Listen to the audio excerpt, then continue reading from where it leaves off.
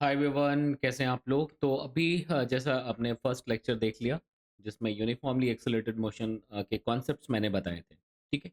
तो अभी अब आप उस पे बेस्ड कुछ क्वेश्चन करोगे। पैटर्न यही रहेगा कि भाई एक लेक्चर, उसके साथ ही आपको उसका प्रॉब्लम सॉल्विंग का दूसरा वीडियो साथ में मिल जाया करेगा। ठीक है।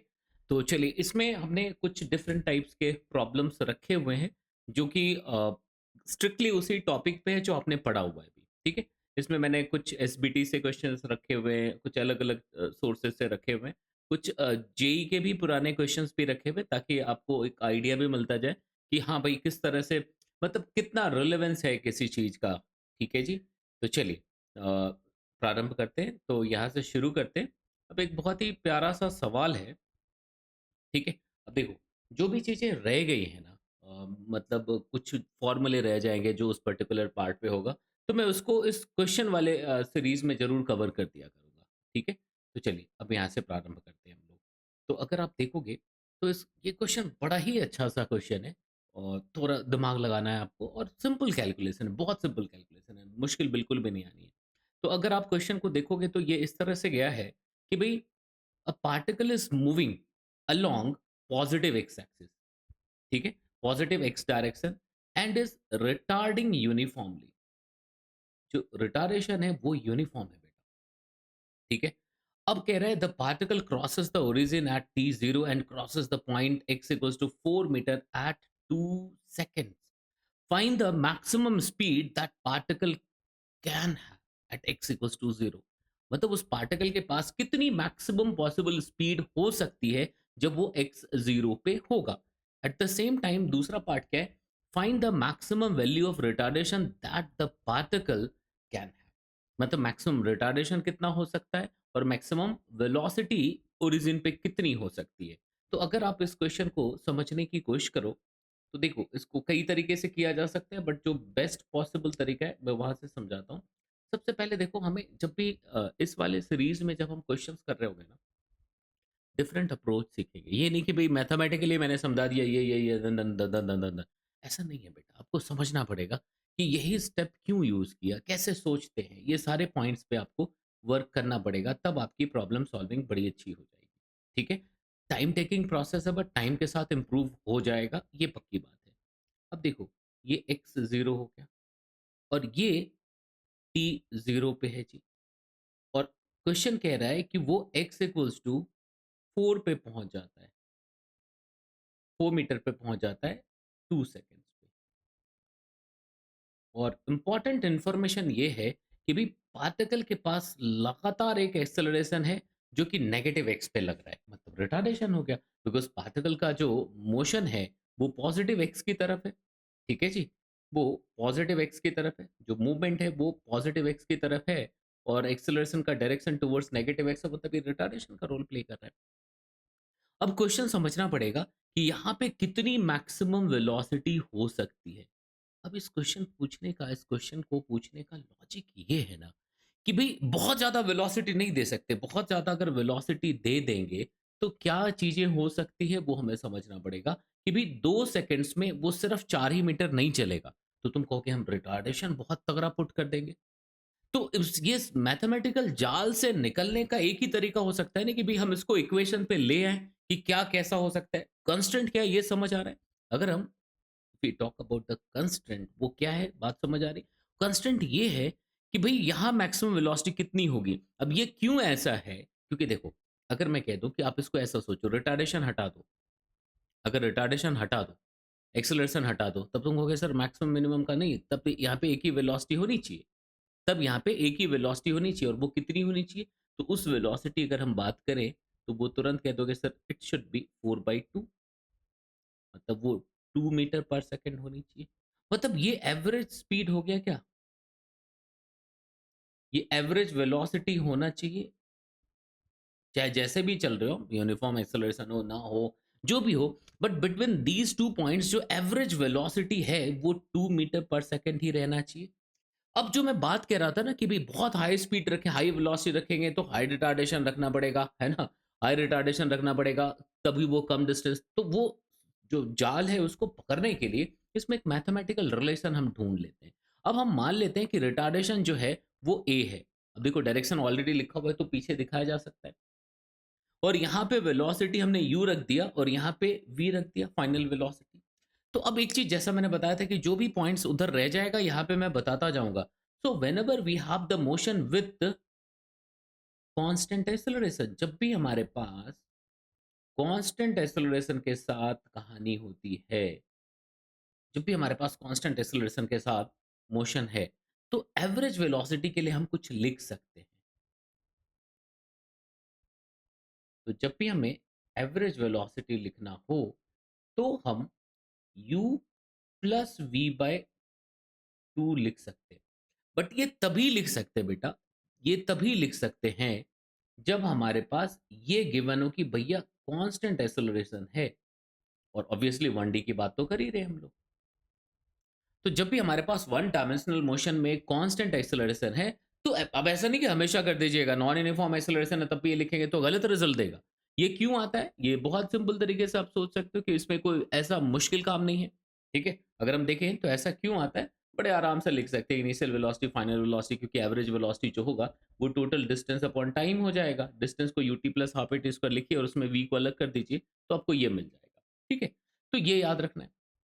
अब अगर हम यहाँ पे आते हैं बॉस, तो यहाँ पे अब जरा सा सोचो कि भाई u plus v by two कितना होना चाहिए, 2 मीटर पर सेकेंड होना चाहिए, ये पक्की बात है।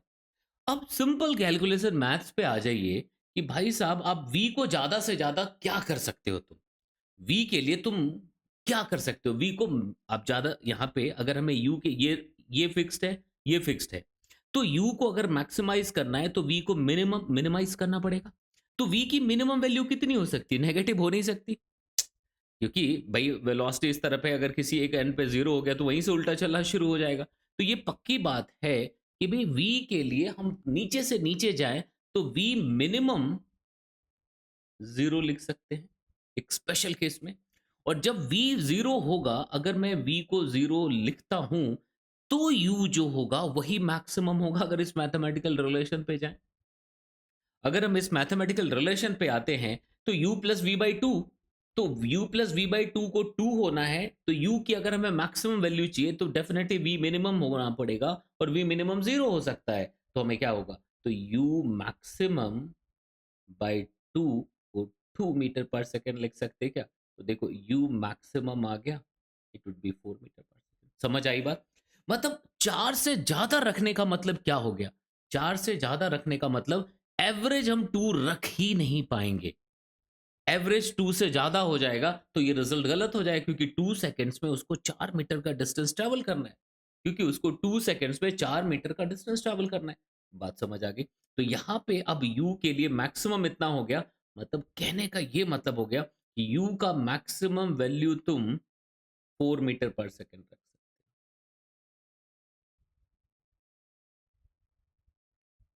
बात समझ आ रही है, लिख सकते हैं, कोई दिक्कत होनी नहीं चाहिए। तो कैसे क्या लिखा ये पता चल गया। ठीक है, अब अगर देखें इसके कॉरस्पॉन्डिंग अगर हम रिटार्डेशन देखें, तो भाई साहब रिटार्डेशन क्या होता है, rate of decrease of velocity with respect to time. तो 2 सेकंड में अगर मैक्सिमम को मैक्सिमम वेलोसिटी मिल जाए, इसको रोक करके जीरो करने के लिए जो एक्सेलरेशन लगेगा नेगेटिव साइड में, कोई maximum value of that retardation होगा, है ना।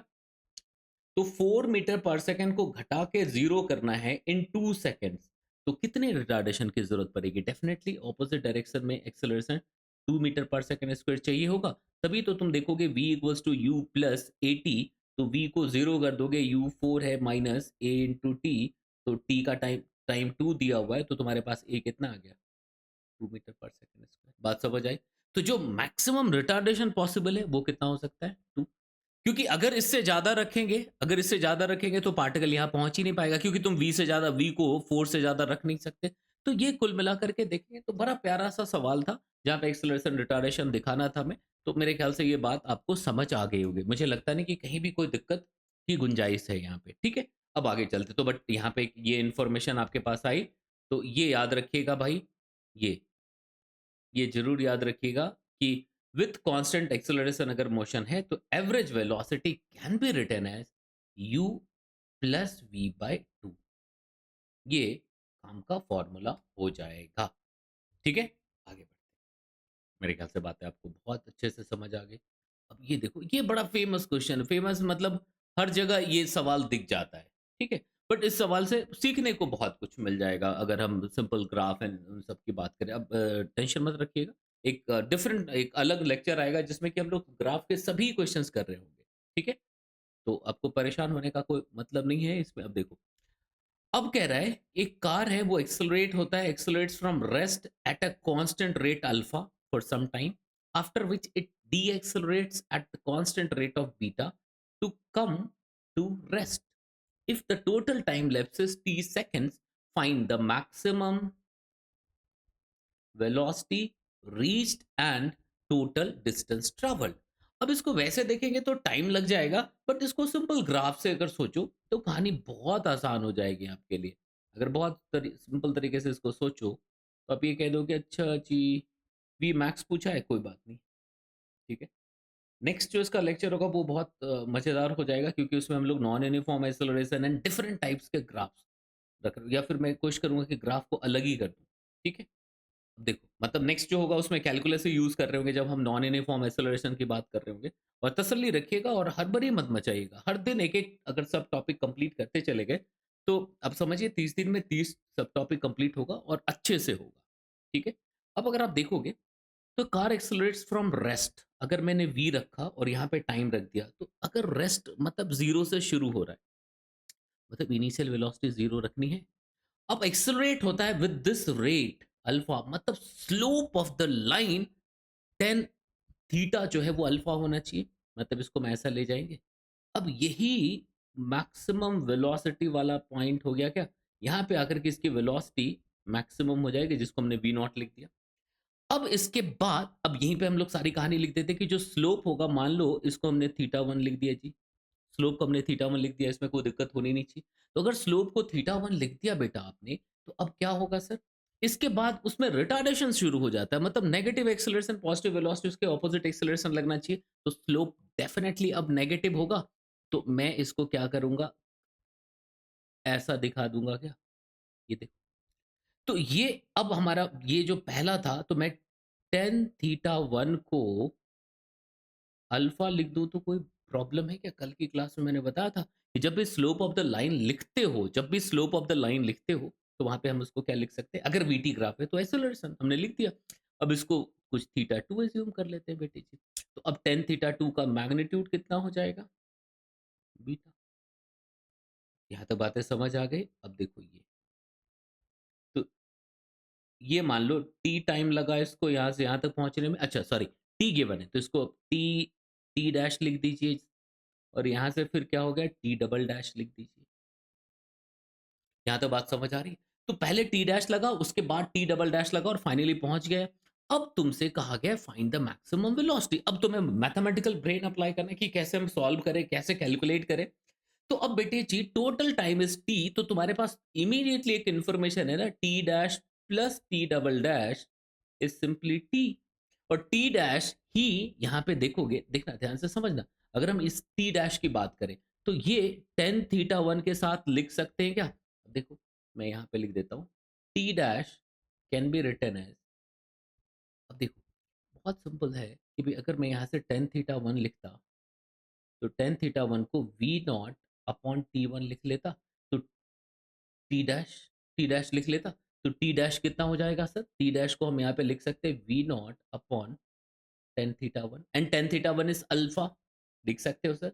तो we naught upon tan theta one को हम अल्फा लिखते हैं। Similarly t double dash can be written as v naught upon beta, simple calculation से।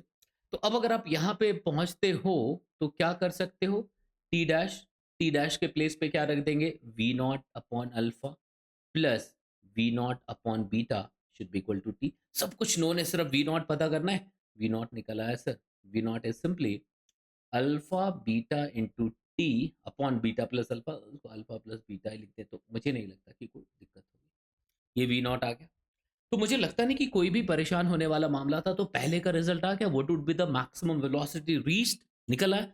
दूसरा क्या था, टोटल डिस्टेंस ट्रैवल। अब जब भी हमारे पास वेलोसिटी टाइम ग्राफ है, तो टोटल डिस्टेंस ट्रैवल मतलब एरिया अंडर द लाइन होना चाहिए, अंडर द वीटी कर्व। तो अगर मैं यहाँ पे एरिया कैलकुलेट करने की कोशिश करता हूँ, वही at maximum half into base, तो बेस को मैं सीधे तौर पे टी लिख दूं, चलेगा? T dash plus T double dash, simply it is T, T given है, into height, height is V naught, तो वी नॉट के प्लेस पे क्या लिख देंगे? ठीक है, देखना, half into base into height, तो ये कितना आ जाएगा? Alpha beta T upon alpha plus beta, that's all. अब अगर आप देखोगे तो it is alpha beta T square upon two alpha plus beta, काम खत्म। तो बहुत आसानी से चलते चलेंगे, काम बनता चला जाएगा। ठीक है जी, अब नेक्स्ट क्वेश्चन पे आते हैं। अब देखो, ये बहुत ही सिंपल सवाल है, एचसीवी हर जगह मिल जाएगा, बट यहाँ पे एक बेसिक पॉइंट हमें समझना था, इसलिए मैंने ये क्वेश्चन लिया हुआ था। एक बार फटाफट देखिए, और मैं तो चाहूंगा कि आप लोग एक एक बार सबको ट्राई करते रहा करिए, ठीक है? तो काम बन जाएगा। अब देखो इसमें क्या कह रहा है, बड़े ध्यान से समझेंगे आप तो काम बहुत आसान हो जाएगा। एक बलून है बेटा, and it is moving in upward direction with 20 metre per second, ठीक है? It was at a height of 100, it was at a height of 100 metre, ठीक है? It was at a height of 100 metre from the ground। तब कुछ हुआ, ऐसा लगता है। क्या हुआ? जब ये ग्राउंड से 100 मीटर पे था, ठीक है, when a stone is dropped from its basket, तो जैसे उस स्टोन को ड्रॉप किया इसके डब्बे से बाहर, तो बेटे जी उस न्यूटन फर्स्ट लॉ, भाई ये तो उसी वेलोसिटी से चलना चाहेगा, मतलब इसके बाहर आने से भी इसके पास उस मोमेंट पे 20 मीटर पर सेकेंड की वेलोसिटी रहेगी उस स्टोन के अंदर। बिल्कुल ठीक है सर। तो अगर वो स्टोन रह गया, लेकिन जैसे इसके बाहर आया, अब इसके पास एक रिटार्डेशन लगना शुरू हो जाएगा, मतलब एक्सेलरेशन ऑपोजिट डायरेक्शन में। कितना? G equals to 10 metre per second square. लिख सकते हैं क्या? अब कह रहा है find the time taken by the stone to reach the ground. बहुत सिंपल हो गया कि भाई अब इस स्टोन की बात करें तो ये ऊपर जाएगा और वापस जमीन पे आएगा। ऊपर ही क्यों गया? क्योंकि जब उसको बकेट से बाहर फेंका तो बकेट की वेलोसिटी उस स्टोन पीस में थी। अब अगर आप देखोगे तो हम देख सकते हैं कि यू को हम स्टोन के लिए सॉरी 20 मीटर पर सेकेंड लिख दें, तो एक्सेलरेशन जो होगा वो -10 हो जाएगा क्या? क्योंकि हमने अपवर्ड को पॉजिटिव एज्यूम कर लिया है। देखो, हमने अपवर्ड को पॉजिटिव एज्यूम कर लिया, तो ऐसा लिख सकते हैं। अब अगर डिस्प्लेसमेंट की बात करें तो मैंने कल भी बताया था, initial to final, initial to final मतलब डाउनवर्ड लिखोगे, तो अपवर्ड अगर तुमने पॉजिटिव लिया तो डाउनवर्ड्स क्या होगा? नेगेटिव हो जाएगा, तो इट विल बी -100 मीटर। अब आपको टाइम लिखना है सर, तो बहुत आसान हो जाएगा काम। h equals to you t plus half a t square. अब वैल्यूज पुट कर दीजिए, 20 into t minus half into 10 into t square. बहुत सिंपल कैलकुलेशन जाएगा, ठीक है? अब इसको कैलकुलेट कर लीजिएगा, बट मैं आंसर लिख दे रहा हूँ ताकि आप इसको चेक कर पाओ। तो अगर हम इसके आंसर की बात करेंगे तो ये हो जाएगा टाइम तुम्हारा 6.89 सेकेंड। इसको सॉल्व जरूर कर लीजिएगा, ठीक है? अब इसी पे दूसरा पार्ट क्या कह रहा है? at the height find the time, ठीक है, and also the balloon from the ground and height of the balloon from the ground when stone hits the ground, at the moment when the stone hits the ground, what would be the position of that balloon? तो that balloon is moving with constant velocity, तो इतने time में balloon कितना distance travel कर लेगा? तो ऊपर ये डिस्टेंस कितना ट्रैवल करेगा? 20 इंटू जो टी कैलकुलेट किया है, और पहले से 100 था, तो अगर बलून की हाइट निकालेंगे तो दैट 100 प्लस 20 इंटू टी, सब कुछ ऑलरेडी हमने लिखा हुआ है, टी लिख दिया है, तो यहाँ से आप एच कैलकुलेट कर लीजिएगा, इट वुड बी 237.8। तो हमें लगता नहीं कि कोई भी दिक्कत होनी चाहिए। यहाँ तक मेरे ख्याल से बातें समझ आ गई। ग्रेट। हाँ, ये ऑलरेडी हो चुका है।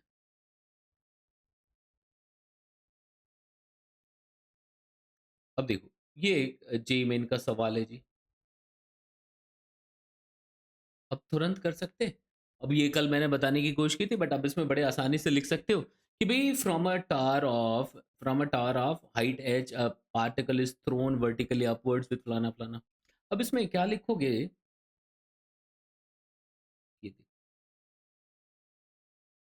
ये लिख दिया, ये हाइट एच हो गया जी।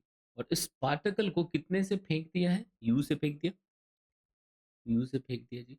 अब कह रहा है कि भाई the time taken by the particle to hit the ground is n times that by it to reach the highest point. तो पहले हम हाईएस्ट पॉइंट पे रीच करने का निकाल लें क्या? तो हाईएस्ट पॉइंट पे जब रीच करेगा तो v जीरो हो जाएगा। अब डाउनवर्ड डायरेक्शन में देखो एक्सेलरेशन g लिख सकते हैं क्या? तो अगर मैं यहाँ से टाइम t एज्यूम करता हूँ तो क्या आ जाएगा? v equals to you plus A T, मतलब final velocity zero minus G T. तो जो टाइम है बेटा ये u अपॉन जी हो गया क्या? ठीक है। अब इसको सीधे जमीन पे पहुंचने का कितना टाइम लगेगा? तो देखो सीधे जमीन पे पहुंचने का टाइम कितना हो गया? n into t according to information given in the question. Question में जो इंफॉर्मेशन दिया हुआ है उसके अकॉर्डिंग ये n इंटू टी होना चाहिए। अब अभी तो तुम्हें बताया नीचे जा रहा है तो माइनस एच लिखोगे, माइनस एच। यहां से चले और यहां पहुंचे तो टोटल डिस्प्लेसमेंट, डिस्प्लेसमेंट क्या करोगे? इनिशियल और फाइनल पोजीशन के बीच का shortest distance and direction from initial to final. तो minus H should be equal to you T, U into N T minus half G T, मतलब एन टी का स्क्वायर। एन टी की value put कर सकते क्या? तो minus H should be equal to U into N, T के place पे यू बाई जी रख दोगे, minus half G N, T के प्लेस पे यू बाई जी रख दोगे। तो मुझे लगता नहीं कि कोई दिक्कत होनी चाहिए। तो कैसे सॉल्व करना था ये पता चल गया। अब इसको थोड़ा सा रीअरेंज करेंगे तो आपको रिजल्ट मिल जाएगा और आंसर क्या आ जाएगा इसका? ए पार्ट हो जाएगा। एक बार आप चेक कर लीजिएगा, ठीक है? आंसर क्या हो जाएगा? तो मुझे लगता नहीं कि कोई भी दिक्कत होनी चाहिए। अब अगर और भी कुछ इस तरह के सवाल देखें, ये भी जेई का पूछा हुआ है, ये भी ट्राई करिएगा। अब मैं कुछ और भी सवाल मैंने दिए थे,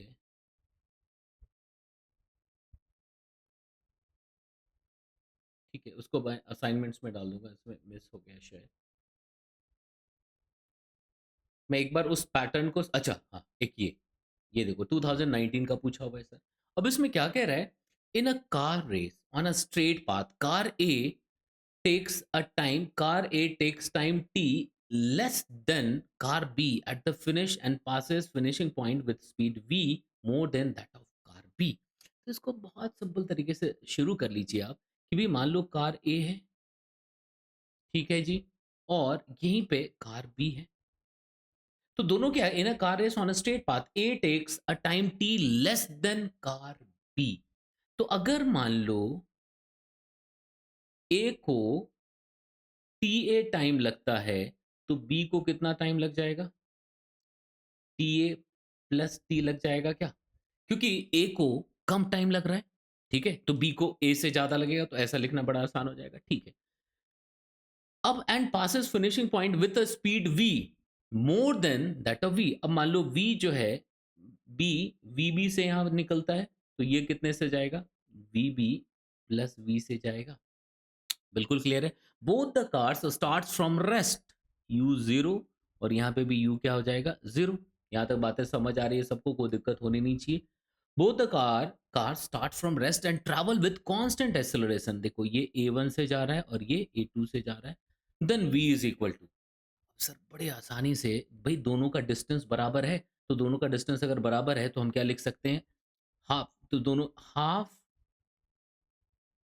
ए, देखो a1 टी स्क्वायर, टी को हमने क्या लिखा है? T a square must be equal to half a two T A plus t का स्क्वायर। यहाँ तक बातें समझ आ रही? मुझे लगता नहीं कि कोई भी, सॉरी सॉरी ये दिखा नहीं आपको, ये थोड़ा ऊपर लिख दिया मैंने। anyway, यहाँ तो बातें समझ आ रही? ये कैसे लिखा? फर्स्ट कार ने दोनों की इनिशियल वेलोसिटी जीरो थी, तो ए ने जो डिस्टेंस ट्रैवल किया वो half a t square, b ने जो डिस्टेंस ट्रैवल किया हाफ ए टी स्क्वायर। पहले का एक्सेलरेशन ए वन है, दूसरे का एक्सेलरेशन ए टू है, बट टाइम में हमने ऐसा लिखा, तो एक पहला इक्वेशन यहाँ से आ गया। अब अगर सेकंड इक्वेशन की बात करें तो देखो v के लिए हम लिख सकते हैं। तो देखो पहले का वी ए लिखा है तुमने, वी बी, सेकंड का वी बी लिखा है, तो v b can be written as a two into T A plus t. क्यों टी ए प्लस टी? क्योंकि टाइम बी को इतना लगा है। और ए के लिए हम क्या लिख सकते हैं? That v a can be written as how much? A one into simply t a. देख सकते हैं क्या? अब आप देखो हमारे पास एक रिलेशन ऑलरेडी गिवन था, क्या? वीबी। अब देखो सेकंड जो था वीए जो था, it was v b plus v, हो गया काम। अब वीए के प्लेस पे क्या रख दोगे? A one into T A, it should be equal to V B. V B कितना आ गया? A two T A plus T.